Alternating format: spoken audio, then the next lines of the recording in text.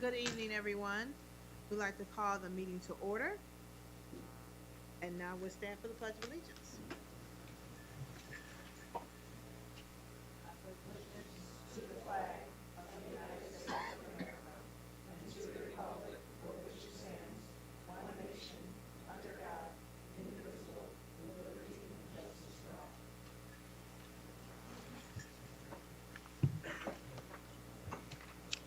Thank you. Next up, we have GC Pride Awards.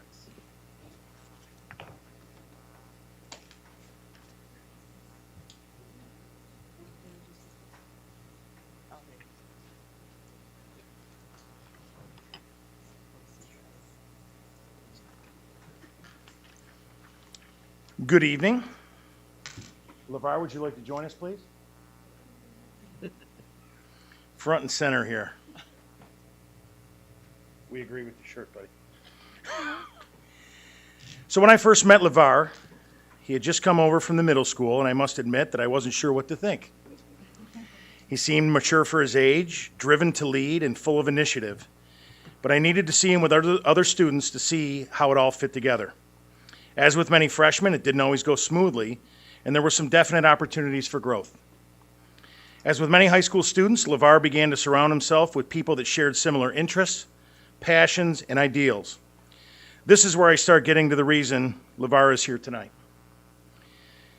Good leaders are not just people who have good ideas, but they also get people to follow. LeVar has become a leader throughout the district and has developed a life plan for himself in music. His passion has allowed him to take part in several ensembles and even organize an independent group that played for students before attending the junior prom. He is certainly not afraid of the microphone and has formally represented Gates Chili on several occasions at various functions, including Superintendent's Days and the opening of the Performing Arts Center. Along with his passion for music, he loves seeing people share their smile and show respect for each other. We actually had a LeVar Day at the high school this year, where students wore ties representing unity, and all you needed to do to participate was show kindness to others. Pretty simple, but pretty powerful coming from a classmate. LeVar continues to grow as a young adult, a student, and a future music educator. He has a plan and listens when we coach him through the process of achieving his dreams, prioritizing the academic portion of school, and creating a pathway for his future. LeVar, I thank you for the growth you've shown as a leader, the contributions you've made to the district, and the opportunity you have given me to be a part of your dream. Thank you and congratulations. Yeah, buddy.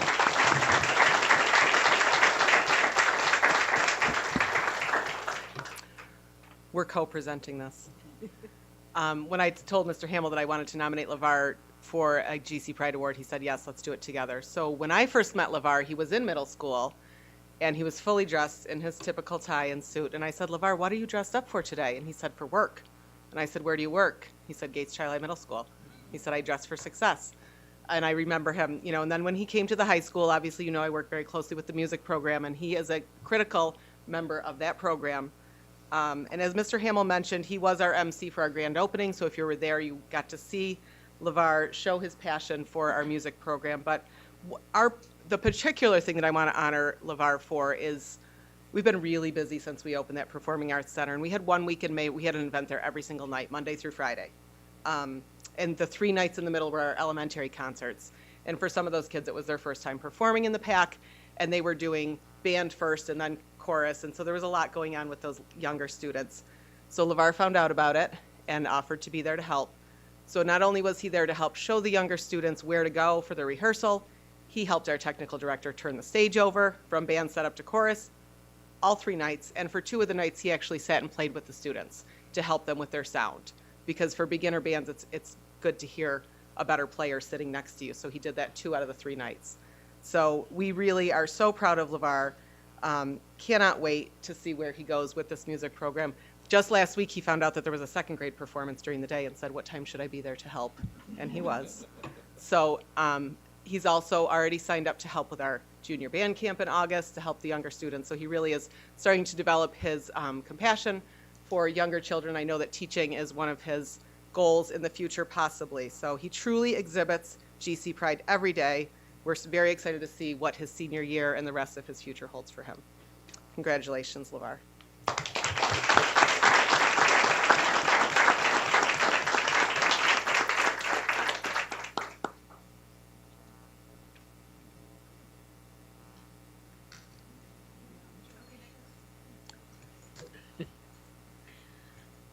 So sorry. I was like, do I go now or later? Ha. Well, good evening, Superintendent Daly, President Patinsky, Vice President Dr. Richards, and members of the board. For those of you that don't know me, my name is Heather Coughlin, and I'm the director of Gates Chili High School Musical Theater. I'm here tonight on behalf of my team, and we are thrilled to have the opportunity to recognize a few people who are here, one who is not able to be here, but Gabriel Brett, class of 2016, Jalen Taylor, class of 2019, Colin Sedino, class of 2021, and Evan Ballard, class of 2020. Would you guys like to join me? Of course you would. They are, gosh, they didn't know why they had to be here. I was like, hey, how about you show up to a board meeting? And they were like, okay. And they're so happy they did. Look at their faces. All right. So we're just thrilled to be able to present GC Pride's awards for you guys for your help this year for our production of Freaky Friday. The Gates Charlie Musical Theater program strives to help students learn the values of professionalism, dedication, hard work, volunteerism, community, and leadership. We've had the honor of watching these gentlemen demonstrate those skills on stage when they were in high school, and then we, as a group, furthermore benefited from their skills and their learning this year during our show. These four gentlemen are among several former students that participate in theater outside of high school at the collegiate, community, and professional levels. But in a year of transition and really exciting new beginnings for us, we were blessed when they volunteered without hesitation, much like when I said, hey, you want to come to a board meeting? They were like, okay, it's fantastic. But they help us get our show completely off its feet. Gabe, Jalen, Colin, and Evan became an integral part of our production team, providing the current students with amazing theater role models, and for us, the ability to put up a show in about 2 months, which usually takes us a full year. My team is forever grateful to them. Their dedication to our program and the time that they were willing to give freely makes my heart so happy. They truly embody what we hope for all of our students. Theater is a community, and it's a tight-knit one. And watching our alumni pay it forward to our current generation of Gates Child Theater students, helping them learn the values, showing them the skills that they learned while they were with us, and then being just an unbelievable source of joy for the crazy adults who have watched them grow over the years. This truly is what GC Pride is. Thank you to all of you for this opportunity, and a heartfelt thank you to Gabe, to Jalen, to Colin, and to Evan for just your dedication and unwavering faith and just love for our program. We are so blessed by you, and we love you guys so much. So thank you, and congratulations.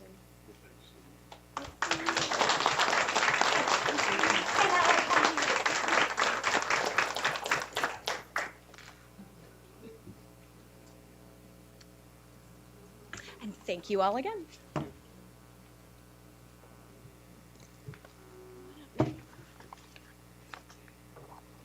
Okay. Superintendent Daly, Vice President Dr. Richards, and members of the board, thank you for the opportunity to acknowledge one more member of our Gates Charlie community tonight. Our final award of the evening goes to Nick Capistano. Nick was a 2016 graduate of Gates Charlie. During his time here at Gates Charlie, Nick was a student at Walt Disney, Gates Charlie Middle School, Gates Charlie High School, and all the while, Nick's GC pride stood out. In speaking with a few of Nick's teachers, it was evident that Nick made himself a permanent fixture in the art department very early on in his time as a Spartan. At the middle school, he was a member of art club and exhibited equal parts talent, work ethic, and character. At the high school, he was a critical part of the yearbook team's success in 2016. He was also very involved with musical theater, drama club, ski club, tri-M, Italian club, pep band, marching band, National Honor Society, to name a few. After Gates Charlie, Nick attended Nazareth College to study graphic design. and credits high school art teacher Susan McAtee and retired art teacher Nancy Swanson as a major influence in his decision to pursue graphic design as a career path.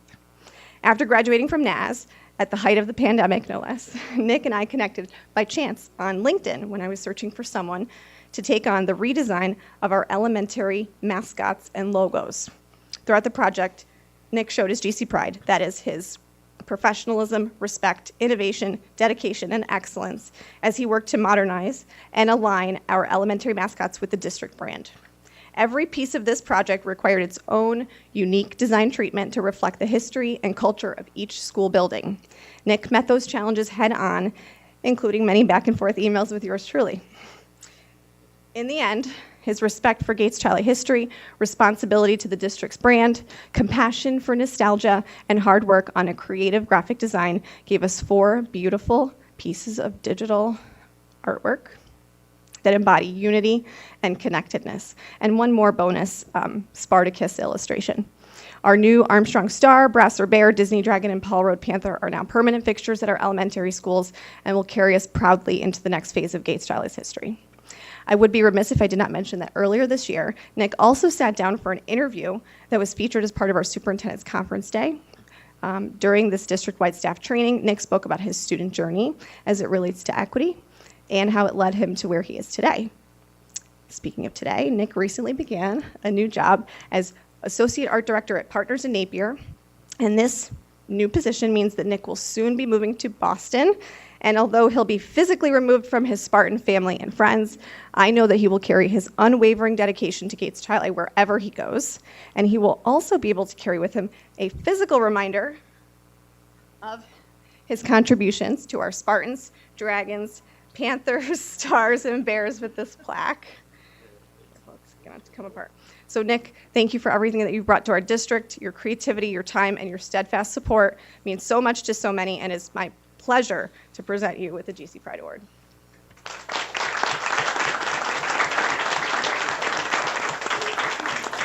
That's it? This is for you too.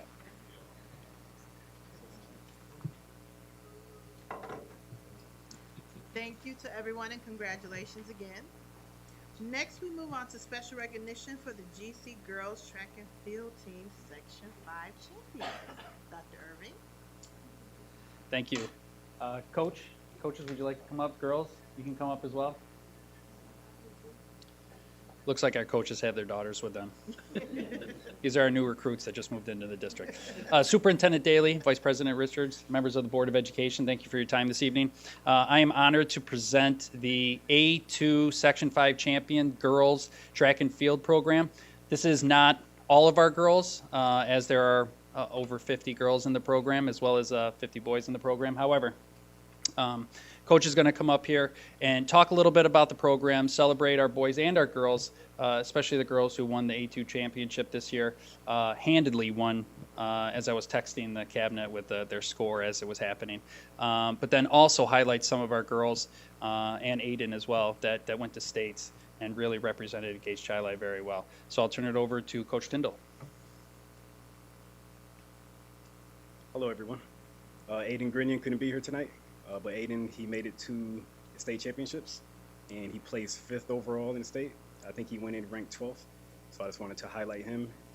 He didn't run track the past 2 years, and he joined this year again, and became one of the top runners in the state, and he has a few colleges looking at him right now to run at the next level. Obviously, the girls won sectionals, first time in 30 years or over 30 years. Had a great season. These are some of the girls here. I just want to highlight each one of them. We have Amari Walker, and Amari scored in the 100 meter. She was the 4x1 sectional champion.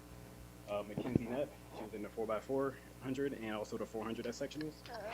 And Isaiah Roper made it to states in the long jump, and she jumped 18 feet 3 inches this year, breaking the school record from 2011 or 12, I believe, and that ranked 5th in New York. And Kyra Pellegrino, she actually just came back from nationals this past weekend. She competed in Philadelphia in the race walk as well as the 3,000 meter. And Cheyenne Sousa was on the 4x4 relay, and she placed 3rd at sectionals in the 400 meter hurdles. And my daughter, Soraya Tyndall, first year running track this year. She's a little shy right now. She was a long jumper and a 100-meter runner, and she was also a volleyball player in basketball, and she looks to run again next year. So congratulations, everybody.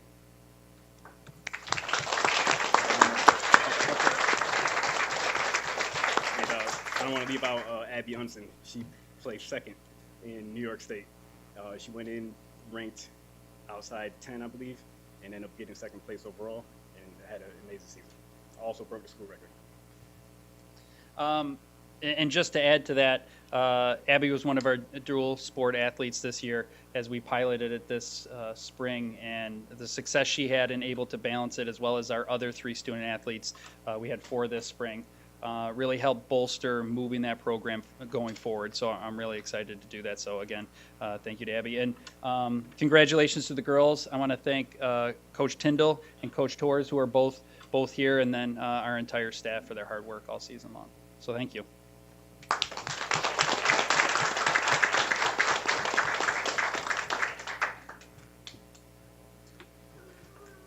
Thank you and congratulations again to the girls track team and coaches. Next up, we have special recognition for the Monroe County Young Citizen of the Year Award for our wonderful middle school student. This one. Oh, you can talk. Good evening, Superintendent Daly and Vice President Dr. Richards and members of the Board of Education. We're really excited to be here tonight. Before Ms. Leonard presents the award, what I'd like to do is just tell you a little bit about the Monroe County Young Citizen of the Year Award. This award was established to be one of the highest honors that youth can receive for their community service, their advocacy, their perseverance, and their drive. And the winners all need to be residents, but dynamic residents, residents who have the drive to go on and change the world. And so Miss Leonard and Miss Tilson were 2 teachers in our building who nominated some students for this award, and we were very fortunate to have 2 of our students receive it. And I'm going to have Miss Leonard talk about it. Monty and Marley, do you want to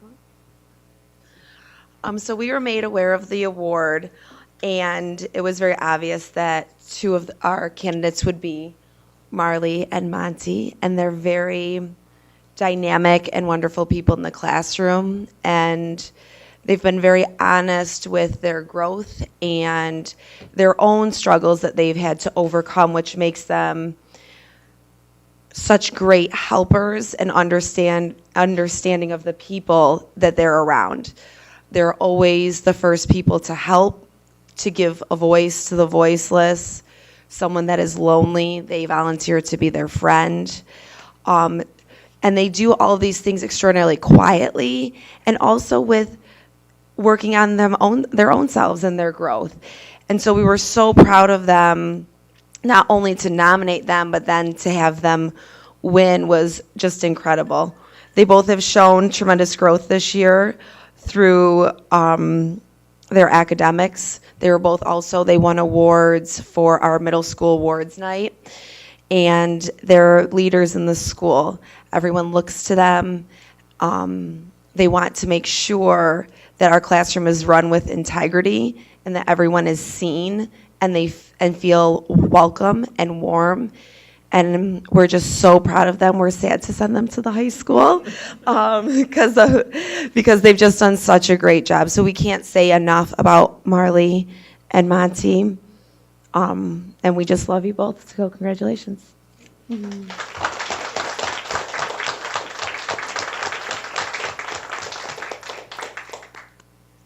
Congratulations to you both.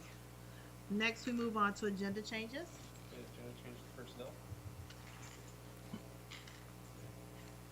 Thank you. And now we have board vice president comments. Just like to take this time to just thank the staff and the students and the families and the community, as well as the district administrative team for the phenomenal work you all have done through a hard year that we all have had. It has been a very trying year, and we understand. We get it. So we just want to make sure that all of you understand, again, from administration to our students, to our staff, to our community members, that we thank you all for all the hard work, the dedication, the patience, the perseverance for all of our students that you have put in. And here is to planning for a even better upcoming 22-23 school year. Next, we have points of interest. Okay, Mrs. Kives? I had the opportunity of attending the 7th and 8th grade band concert last week, I believe it was. It was outstanding as usual, and I will attest that LeVar was there indeed helping out with all the kids and greeting parents in the lobby afterwards. And then I also got a chance to catch part of the community band concert, which was also very enjoyable. Nice to see our community and our students and our teachers coming together and performing in our beautiful Performing Arts Center. Thank you. Any other points of interest? Hearing no more, we will move on to report of meetings. No report of meetings? All right. Next, we move on to visitor comments. The Gates Child Central School District Board of Education invites public comment at this time. Speakers may not yield their time to another speaker. Please limit your comments to 3 minutes or less. We ask that individuals state their name and address prior to comments and utilize the podium microphone to address the board.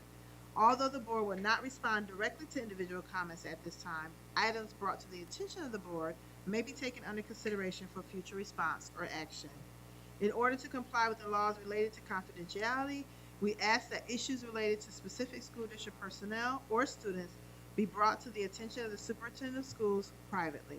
The board reserves the right to terminate a speaker's comments if his or her comments are in excess of 3 minutes, are repetitive, or are not appropriate for discussion in an open public forum. Next, we have Mr. Charles Johnson.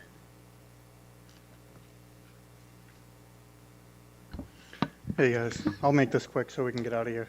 I just want to bring up the last meeting when Lynn read her the book, and I was just hoping that you guys take that seriously and maybe look into some of the books that the librarians choose. I mean, that book could have been like a donation, and the librarians just kind of threw it on the shelf. Who knows? But I mean, just some of the things that she was reading, it almost sounded like 50 Shades of Grey. So I just wanted to throw that out, and maybe my suggestion for Tuttle Twins might be a shoe-in, hoping that that's a little better reading material for kids to read. And I guess bringing up Lynn just because she did run for the board and because politics was played. Something that was said that I did kind of like was video cameras being put for like in classrooms. That was kind of said at the meet and greet, and I think Lee also mentioned it, or the one Lee guy that was also running. And that's just something that kind of sat with me, thinking that if we had a kind of same way programmed for the internet, where we can go on and our kid is, we can't look at other kids, we can only look at our kid. Just something to play around with, maybe to help keep parents more at ease. Just because we are a democratic state, no one knows what's really going on in the school system. But that's it. Thank you. Have a good weekend. Thank you, Mr. Johnson. Next, we move on to the ESSER report.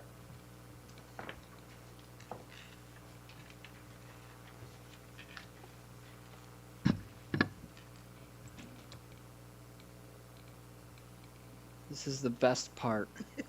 Good evening, Dr. Richards, Superintendent Daly, Board of Education. Thank you for having me here tonight. I'm just waiting for the slide to advance. Please. Okay, so as promised, on an annual basis, we'll review the pandemic relief and recovery funding that we've received through the federal government. The state passes it through to us. And as part of the requirements for the plan, we will be presenting annually, reflecting on what the plan is, talking about what's in the plan, and also talking a little bit about what our progress is towards completing what is outlined within the plan. So with that, what we're going to talk about tonight is kind of the timeline where we've been in order to get to where we are today. Survey results. So we did a survey back at the start. We'll talk a little bit about what those results were. In addition to that, we'll talk about the Carissa and ARP acts. These are the two acts that fell under the ESER requirements. The combined spending plan in terms of staffing, learning environment, technology, and HVAC, and then an overall status update. So going back March 18th, 2020, that's the day we shut down. And so at that point, the government realized that schools were in a place that they had never been in before, that it would require additional funding in order to manage the pandemic and in order to deal with things like learning loss and social emotional issues. And so the first piece of legislation that came into play was the CARES Act. The CARES Act was the Coronavirus Aid, Relief, and Economic Security Act, and it was for preparing, preventing, and responding to COVID-19. And so much of our money back then was spent on things like supplies and materials in order to combat COVID and deal with some staffing things that we had to deal with at the time. That was $835,000. Moving on to May 7th, New York determined that for the remainder of the 2020-2021 school year, schools would be remote. Prior to that, we were on a 2-week kind of notice. Every 2 weeks, we would find out if we were going to be, serving kids in district or if we were going to have to continue to serve them remotely. And so on May 7th, the plug was pulled in terms of in-person learning, and we then moved entirely to remote learning. On September 14th, students returned to school. And so within that time period at the start of school, all districts were starting to realize that kids were having difficulties as a result of the pandemic in terms of social emotional supports, learning loss. Also, the federal government was recognizing that things like school facilities maybe weren't what they needed to be in order to support the level of clean air that the government was hoping we would have. And so they included a lot of different things when they started thinking about what can we do to help support schools as they work through all of these challenges that they're working through that have never been challenges in public education, especially to the level that we've had. So they released 2 pieces of new legislation, the Carissa Act and the ARP Act, and we'll go over what's built into those 2 things separately, but the first one came out on December 27th, the second one on March 11th. In June of 2021, we sent a survey to our community, our staff, our students, even alumni of the district, to try and gauge how best and appropriately to spend the funding that we would receive. And then in August 2021 and February of 2022 respectively, so as recently as this past February, we submitted plans and they were approved based on the feedback that we had received.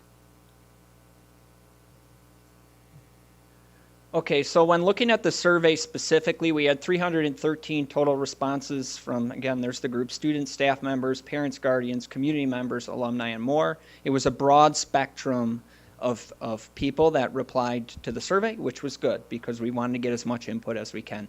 When thinking about how people rated priorities, we had a number of different priorities outlined, and they were priorities that were specifically tied to what you could actually use the grants for. So we listed out a number of categories. The top 4 were providing social, emotional, and mental health services and supports, implementing evidence-based strategies to meet students' academic needs, facility upgrades tied to air quality, ventilation, and health and safety, and purchasing instructional technology. And so those were our top 4 categories, and we generally aligned our plan with addressing those things. Once we received the survey, then there was a whole lot of talk administratively and with Cabinet on how we're going to allocate resources to meet the needs of the learning community. So these are some of the comments that we received through the survey. A lot of comments about not wanting any more remote. We want our kids in class with a teacher. Tutoring was one thing that was outlined, and we did address that by adding a tutoring service. They talked about their children being behind, and so needing more resources to help support them. They talked about wanting to see supports for both academic and social emotional support, and we certainly built some of that into the plan. And then buildings needing better ventilation and HVAC systems. That was a frequent comment that we saw throughout the survey. I think a number of those were coming specifically from students and staff. So an overview of the Carissa Act. It included all of those items that you saw in the CARES Act, so the preventing, preparing, and responding to COVID-19. It also was meant to address learning loss, prepare for reopening, testing, repairing, and upgrading projects to improve air quality in school buildings. That was about $3.6 million, and we have until September 30th, 2023 to spend the money, although there is a provision for a year extension. So moving on to the ARP Act. Again, it includes the CARES and the Carissa items. And by the way, people pronounce Carissa differently. That's just the way I pronounce it. I don't know what the right way to pronounce it is, honestly. So it includes all pandemic-related costs, purchasing technology, addressing student needs, again, facility repairs and improvements, and other activities necessary to maintain the operation and continuity of learning in LEAs. Our school district is a local education agency, and so it would also look to continue to employ staff. So if you're in a situation where your budget was restricted, then these funds will allow you to retain staff as well through the funding source. The allocation is $6.4 million, and the deadline to spend the money is 9/30/2024, with likely an extension year as well. So when thinking about our spending plan, I'm going to go over first staffing, and so the first category that we either hired or retained employees in is in terms of social, emotional, and mental health supports. 2 social workers for 3 years, 6 school counselors for 3 years. In terms of learning loss, 10 plus academic intervention service teachers for reading and math, 3 plus reading support teachers, and 1 elementary literacy coach. We had in our plan a CSE and AIS coordinator for a year, occupational therapy teacher for 3 years, physical therapy teacher for 3 years, and 4 building substitutes, because that is one area that we struggled significantly is in terms of building substitutes. Other staffing. So these are not specific staff members, but things that were provided in addition to staff members was that professional tutoring service, stipends for summer enrichment programs for 3 years, stipends for summer staff, and summer PD for instructional staff. The total staffing budget in terms of salary and benefits, so this was salary and benefits, we included benefits as well, $6.3 million, over $6.3 million, so the bulk of our plan was spent in these categories, which aligns to our survey data that we received from the various constituencies. In terms of the learning environment, we knew that we would have to continue to provide additional cleaning supplies to make sure that we maintain health within our classrooms and learning spaces. In addition to that, we talked about purchasing new furniture. So a lot of our traditional furniture didn't allow for appropriate spacing and wasn't in the best condition, and so we are currently working on a replacement plan for all of our furniture in the district, but this will allow for the replacement of 46 classroom furniture sets. In addition to that, from a technology perspective, we have a lot of aging smart boards that are failing district-wide. The technology is poor, so unless you have the lights off or dimmed or the blinds drawn. You can't see what's on the screen, so this is more of a backlit display to help students. In addition to that, it connects with our other technology that we have in the classroom, specifically teacher devices. So we'll be looking over the summer to start transitioning all of our classrooms from smart boards to these box-like classroom displays. This isn't the total cost of that project, but a large portion of it we're able to do because of the federal funding, which is great. We also are looking to replace 8 rooftop handlers at $2.1 million. These rooftop air handlers are 20 to 25 years old. The new ones will allow for greater filtration and efficiency. And again, when we replace these units, we're looking to replace wherever we're replacing with air conditioning, which is an added benefit. One of the questions that we've had in the past that's often spelled out in surveys and through various other avenues is that more and more we're hearing that we want to have AC in classrooms. I will share that we have 58 rooftop air handlers, so this $2.1 million replaces 8 of them. Replacing all the rooftop air handlers in the district would be a huge expense, and it doesn't necessarily solve the problem of getting AC into all of our buildings because many of the classrooms have these type of univent heaters, and none of those are connected to a rooftop unit. So each one of those would have to be retrofitted with air conditioning, or we would have to run ducts to every single classroom in the district. And so the proposition to turn the whole district over to air conditioning would be exceedingly costly, and down the road as we build, if we were to redo a whole wing, we might consider putting in air conditioning when we do a new wing, but to do the whole district, as you can see, just doing 8 rooftop air handlers is $2.1 million. So an overall status update, currently working with the vendor Train and NYSED Office of Facilities Planning to design replacement HVAC systems. So we haven't started this project. We're actively working on it with SEI Design, their mechanical engineer, and the New York State Department of Education to try and work through that project because there's an additional step in addition to the federal plan that we had to submit. We have hired or retained all staff per the original plan. Purchase orders have been created and sent to the vendor to acquire those box-light interactive displays. Again, we anticipate installation starting in the next few months and to continue for some time. That's a big project.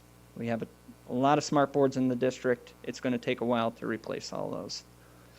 And then we're currently working to establish a furniture replacement plan. The company Master Library, who is helping us with things like work orders and scheduling facilities.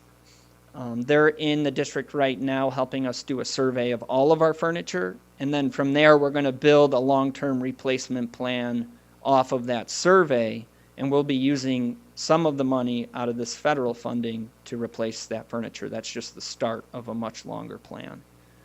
So that's an overall status update. At this point, that's the annual update. Are there any questions about the federal funds or where we're at or what we're doing? Yes? Sure. You said 313 audits. Mhm. How many surveys did you do? It was, well, it was a digital link that was sent out to the entire school community. So as many people read their email and clicked it, got the survey. That's my understanding, correct?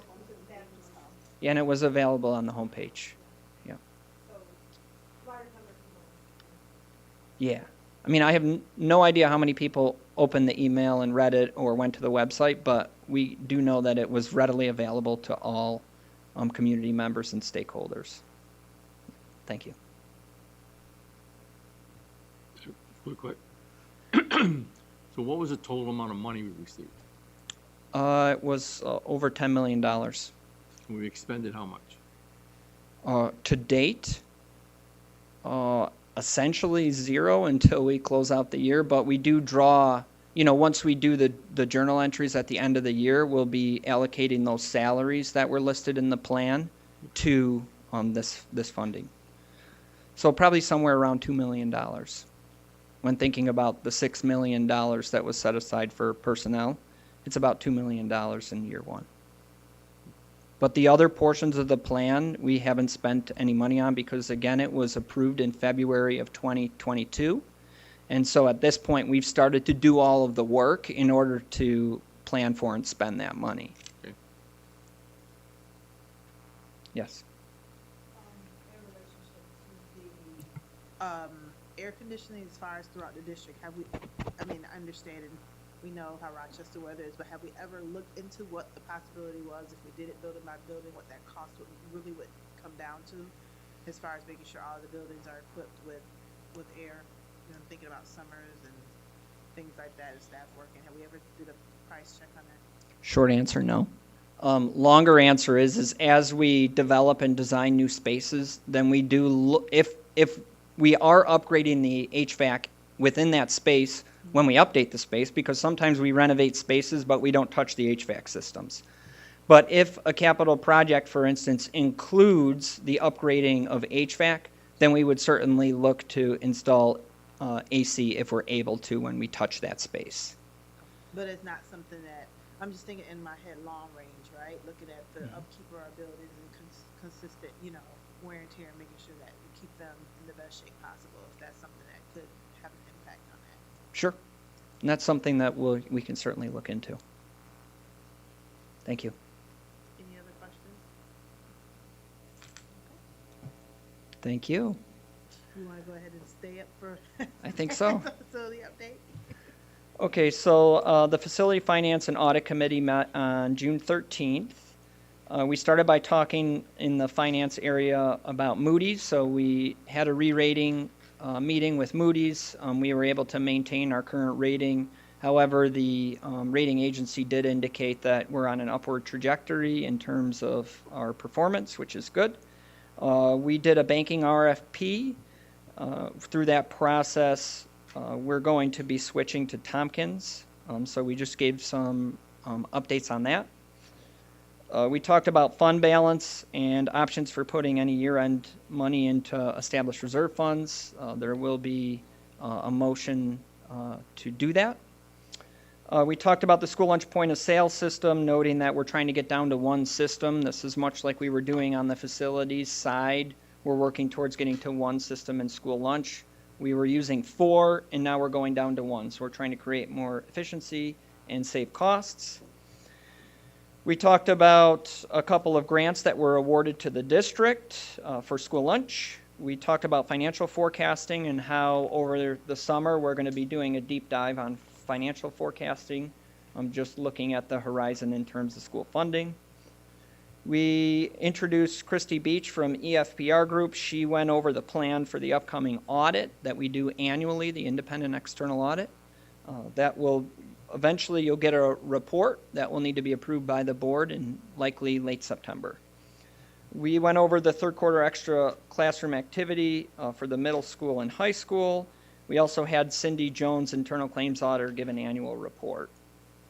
In addition to that, we talked in terms of facility about the $68 million project and just talked about the things that needed to be closed out, and also talked about the fact that due to materials and labor shortages, we were not able to close the project out as originally anticipated on June 30th. And so we petitioned the state for an early aid start, and it was awarded. So even though we're not closing the project out by June 30th, there's still some punch list items over at the PAC. We're still able to get our aid on time. And so that's good news. Things that were out of our control may have prevented us from doing that. We talked about ongoing stakeholder meetings for the $45.5 million project. We talked about some changes in space use in the administrative building in the basement. We gave an electric bus update. One thing to note is that one of our buses is arriving in Avon tomorrow, I believe, and the other one is on the way. And so we talked a little bit about that and doing a ribbon cutting ceremony.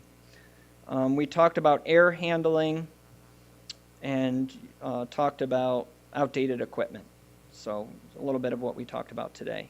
And then we reviewed the charter. So the Finance Facility Audit Committee has a charter, and every year in June, it's on our plan to review it. And so we reviewed the charter. And that is it. Any questions? Yes, sir. Excuse me. Do we have a firm date on when the buses are gonna officially get turned over to us? Before June 28th. So soon. Soon, all right. Yep. Thank you. Thank you, Dr. Ball. Next, end of year summary.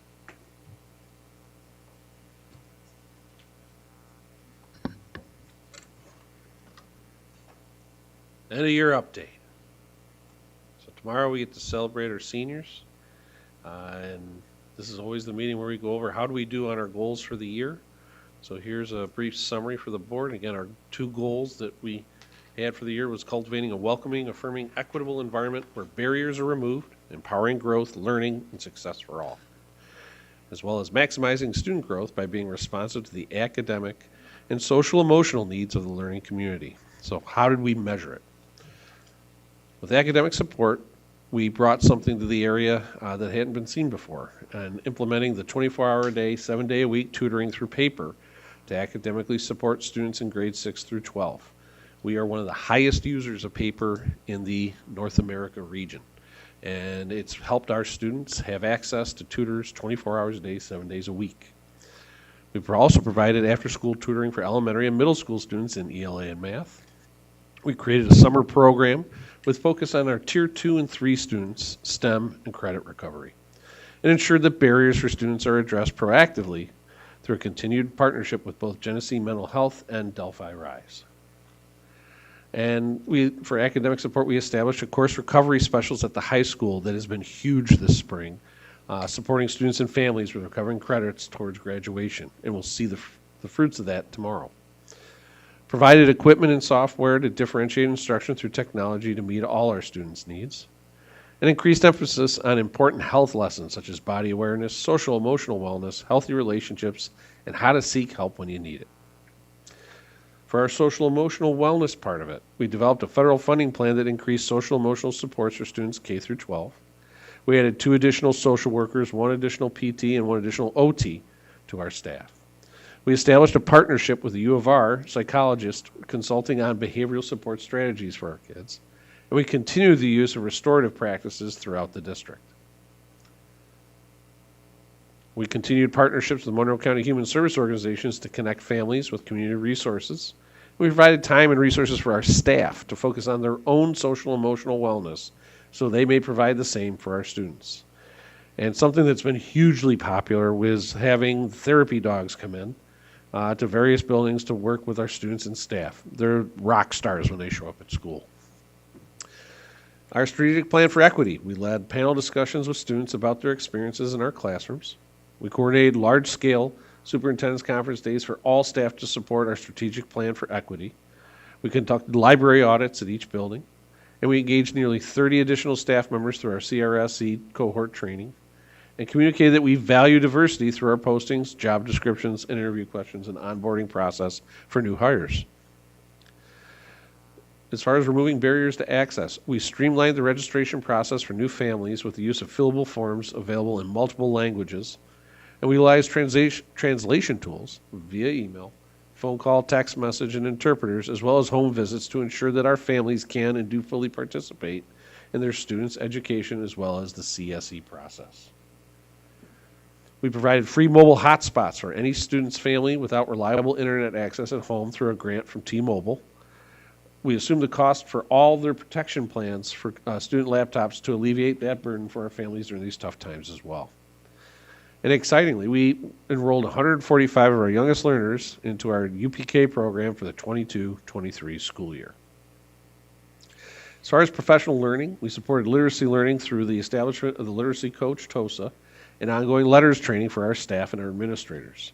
And in fact, on our last day, Monday, we will have staff training in letters. We work to increase rigor within our 611 program thanks to training and resources available through the Bridges program. We provide training in ways in which we can support our transgender students.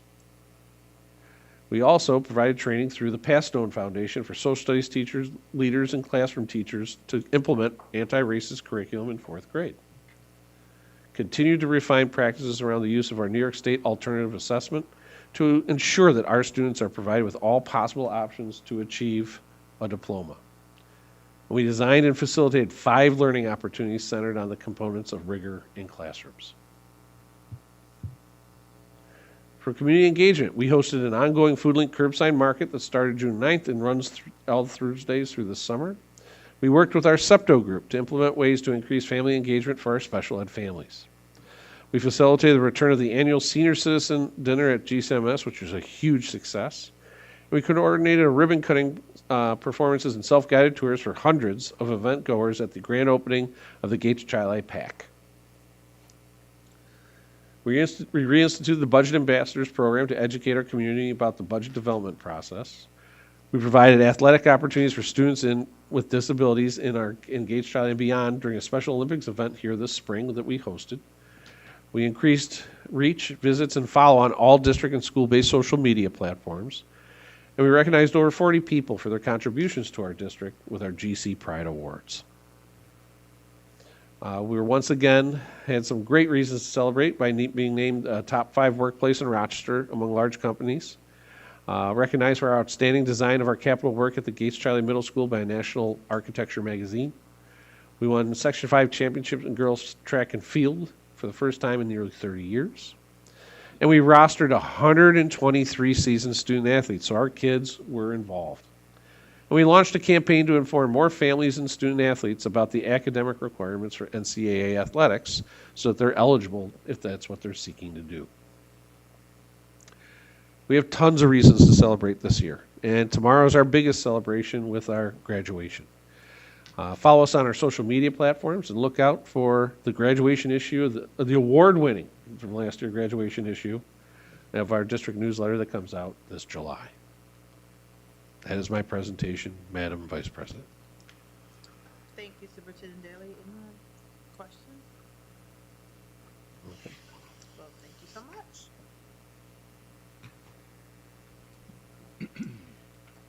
So, as Superintendent Daly rejoins us, we will move on to the revised 22-23 Board of Education meeting schedule.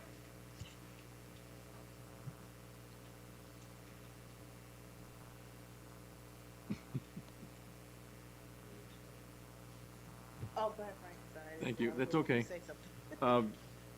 We approved the original calendar in February of this year. So since then, Superintendent Daly has seen a change in some of the information he had about events and things, so he revised the calendar. So my viewpoint was, well, since we approved it in February and it's been changed, the board should at least have the chance to talk about it and approve it again. So it added, not that we want to do it necessarily, but it added at least one more meeting. So we're up to 25 basic board meetings this coming year. So that was the main motivation behind my asking to at least be on the agenda again. Thank you for that, Mr. Scotto. Anyone else have any questions, discussion? No? Okay, thank you for that. Now we move on to approval of consensus agenda. Have a motion to approve the consensus agenda. Ms. Hinchy Unson, Ms. Kies. All in favor? It's unanimous. Approval of consensus items B through K. Motion, please. Mr. Bailey? Ms. Littlewood? All in favor? Vote is unanimous. On to Ms. Parado. Good evening, Superintendent, Dr. Richards, members of the board. This evening we have 3 retirees to acknowledge. Our first retiree that we will be acknowledging this evening is John Amico. John has served as a security worker for the district in both full year 12-month and 10-month positions for us for 16 years, and he will be retiring. So we wish him well and thank him for his years of service.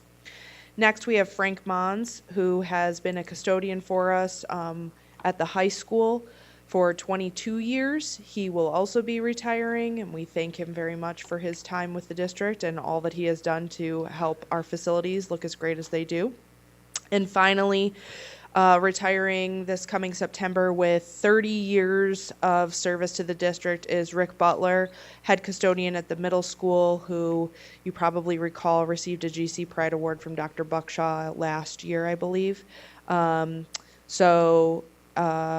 Butler has served the district well for 30 years, and he has certainly earned his retirement, and we wish him well in retirement as well and thank him for his time with the district. Thank you. Thank you so much. Moving on to action items. Superintendent's contract. Can I have a motion to approve the superintendent's contract for Christopher Daly? Motion, Mr. Bailey. Ms. Littlewood. All in favor? Vote is unanimous. Congratulations, Superintendent Daly. Congratulations, board. No. Next, we have approval of revised 22-23 Board of Education meeting schedule. Motion to approve the revised 22-23 Board of Education meeting schedule. Motion, please. Mr. Moscato, Ms. Hinchey-Unson. All in favor? Vote is unanimous. Thank you. Next, approval transfer of surplus reserves. Motion to transfer year-end surplus to reserves as of June 30th, 2022. Motion, please. Ms. Littlewood, Ms. Hinchey-Unson. All in favor? Vote is unanimous. Thank you. Approval of intermunicipal agreement between Gage Chai Central School District and Monroe County. Motion to approve the intermunicipal agreement between Gage Chai Central School District and Monroe County. Motion, please. Ms. Kies, Ms. Littlewood. All in favor? Vote is unanimous. Approval of summer hours for various staff. Motion to approve the attached summer hours for various aides, teachers, and other support staff. Motion, please. Ms. Littlewood, Ms. Hinchey-Unson. All in favor? Vote is unanimous. Approval of roofing abatement change order. Motion to approve a roofing abatement change order in excess of $50,000. Motion, please. Ms. Kies and Mr. Bailey. All in favor? Vote is unanimous. And now we are at superintendent's comments. Did we skip the hours? Nope. Nope. Nope, you did. Nope, we didn't. Okay. Well, we would like to invite, it's ironic that we were asked earlier about the buses. We'd like to invite the board to a special ribbon cutting event for our 2 new electric buses. The event will be held on Tuesday, June 28th at 9 a.m. at our transportation facility. At the event, you'll be able to get a close look at the buses, including a look under the hood, and even go for a ride if you'd like. We hope to see you there. Summer meals. Very excited that all children in Gates Chile, 18 years old and younger, can receive breakfast and lunch for free this summer between July 5th and August 12th. Breakfast will be offered to the community from 7 a.m. to 7:30 at the middle school and Paul Road. Lunch will be offered at each of those buildings as well from 11:15 to 12:15 at both the middle school and Paul Road, whereas the Spartan Eats bus will be out and about at Lions Park at 11 a.m., then at Memorial Park at 11:30, and finishing at Westgate Park at 12 p.m. Again, all children 18 years and younger can receive free breakfast and lunch. So in regards to the question about the book earlier, we were informed on June 9th that our BOCES library system, which we are a part of, had been reevaluating books and titles that have been in the news as controversial this spring. The BOCES committee, after looking at into the publisher's and its own previous recommendation of classification as young adult, has rescinded access to the book in question after our last meeting, brought up during our visitor comment section in all forms for middle school students in our library there. As a district, we have always followed their recommendation. This book was not physically in our middle school library. It was available digitally and could be requested through interlibrary loan as an audiobook. It is still available for high school students in our high school library. In addition, our librarians have been evaluating books alongside BOCES throughout the spring as this topic has played out nationally and will continue to do so.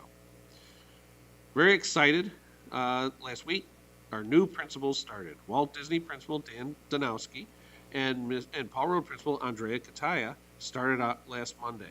They have hit the ground running. They have both been at events, they've been at the moving up ceremonies, they've been everywhere, and are getting to know staff and students as we close out the school year. Job fair is coming up, so if you're looking and happen to be retired, or considering changing fields, that still sells us cookies. We are hiring more Spartans. We want you to join our support staff job fair on Thursday, July 14th. We'll have 2 sessions from 12 to 2 and 4 to 6 in the Gates Field House. We are looking to hire bus drivers, cleaners, teacher aides, school aides, and food service workers. Attendees will be able to learn more about our district and our openings, talk with some of our staff, complete an application in person, then participate in a screening interview. Come about, be a Spartan.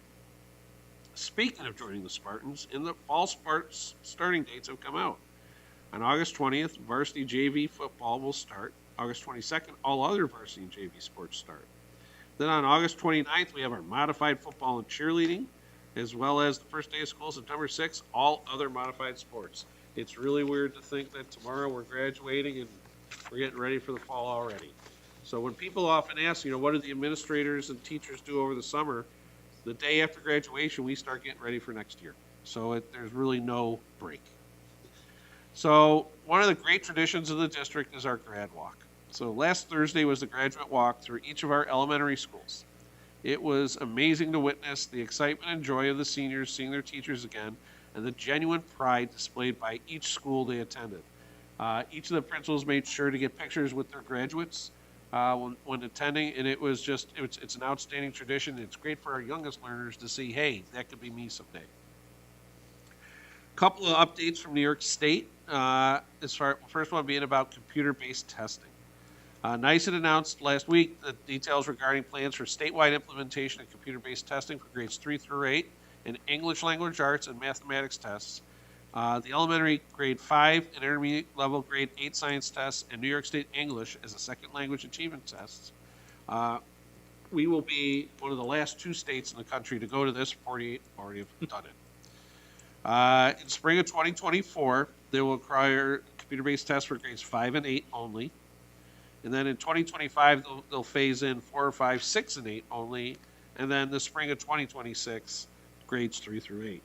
So they do have a plan finally. This is something they've been talking about since about 2015. And now they have a plan to start doing it. Luckily, as a district, we're in a position that we could do this effectively and efficiently based on the planning of our board and our team here. And then also we were informed of the Dominic Murray Sudden Cardiac Arrest Prevention Act being passed that goes into effect July 1st. The act requires that the Commissioner of Health develop information in conjunction with the Commissioner of Education relating to pupils exhibiting signs or symptoms of pending or increased risk of sudden cardiac arrest, and directs the Commissioner of Education to post the information on the department's website. They've done it. All schools must include such information in any permission form, consent form, or similar document that may be required for a student's participation in interscholastic athletics, or reference how to obtain such information from the department and Department of Health's websites or on the school's website if one exists. We have a website in case anyone doesn't know.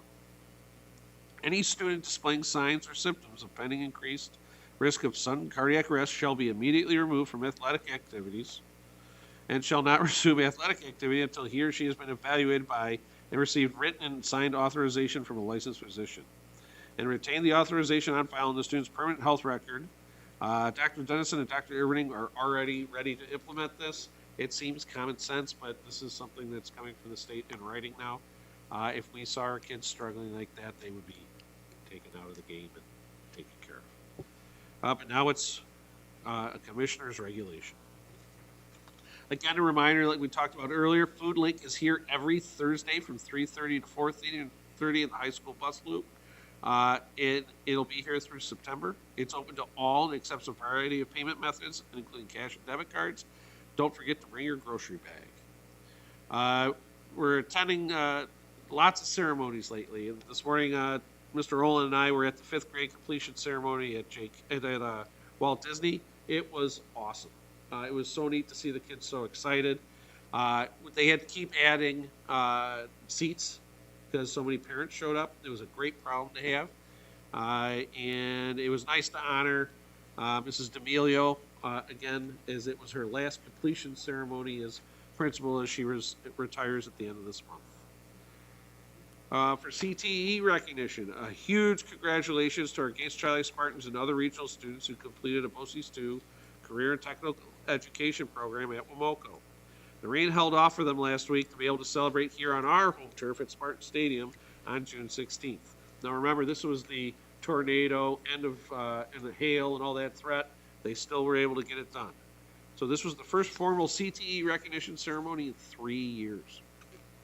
Students completed programs related to communications, construction, health sciences, manufacturing, public safety, and more.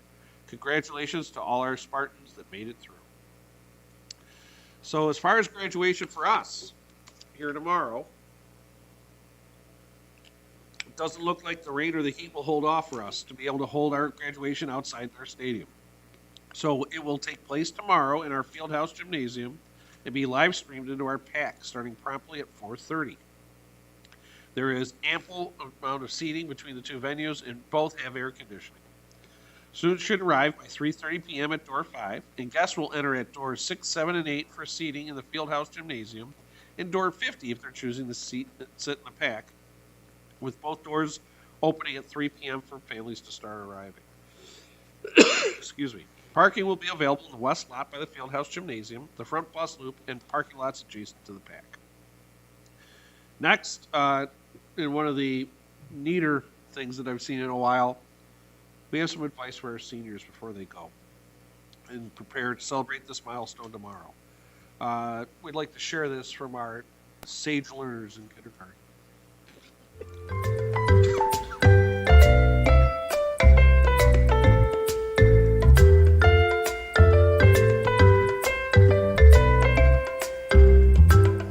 Be nice to your friends. Make your dear teacher happy.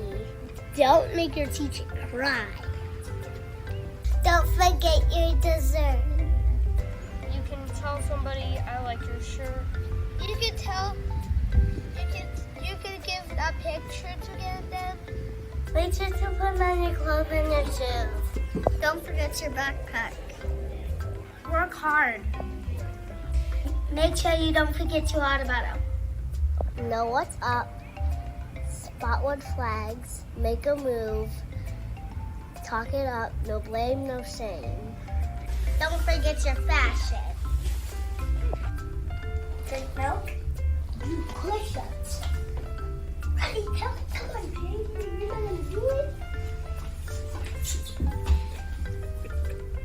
6, 5, 4, 3, 2, 1. Be nice to people. Good job, congratulations.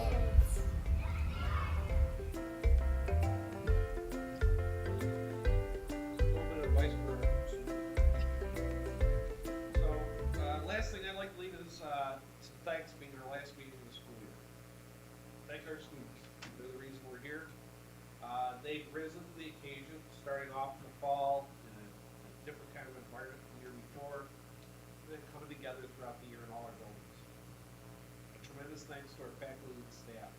They found ways to stay here, stay open in the middle of the winter when places were starting to shut down.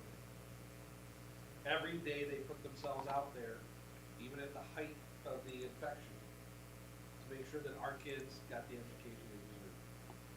Thank you to our administrative team, who every morning got up and found a way to get it done. Thank you to our board. You rode out the last couple of years, but especially this year, with one philosophy, keeping our kids first. And it's worked. And success will be seen tomorrow at graduation. And lastly, to our families and community that give us their trust in having their students with us every day and allowing us to share in their growth as we make Gates Charlie a community to be proud of. So thank you to all. That is my report, Vice President. Thank you so much. And at this point, we will ask for a motion to adjourn the meeting. Nobody wants to leave. Mr. Bailey, Ms. Littlewood. All in favor? The vote is unanimous. We are adjourned.